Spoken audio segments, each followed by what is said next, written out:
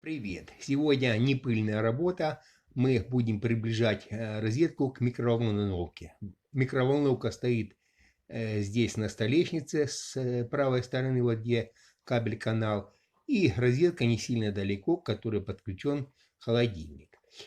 Э, Розетка будет наружная, поскольку не возникло желания долбить стену.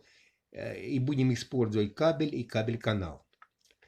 Прикручиваем корпус розетки к основе. Даже здесь не нужно сверлить, поскольку это, собственно, МДФ толстый, плотный. Прикручивается недлинными саморезами, прикручивается жестко. Затем берем, отрезаем нужный нам необходимый размер кабель-канала. Можно прибить гвоздями, но проще присверлить, привинтить тонкими недлинными саморезами.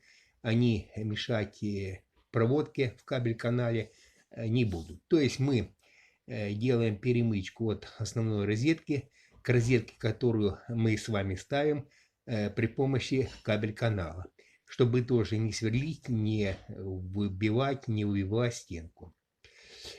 Итак, мы поставили розетку, вот у нас справа черное основание. И теперь берем двужильный медный провод, поскольку нагрузка, в принципе, будет достаточно большая, это микроволновка. Вот. И отпускаем винты подачи напряжения. И, в принципе, здесь два, земли как таковой нет. У нас это не евро проводка и не евросистема, а обычная. И оголил незначительно края медного провода, прикручиваем, присоединяем его к розетке.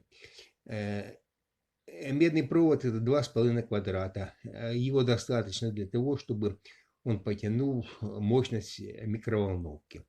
Затем подгибаем провод в нужном нам направлении, запускаем кабель-канал и отводим от розетки, которую мы ставим, к месту подключения электричества, то есть розетки, где подключен холодильник.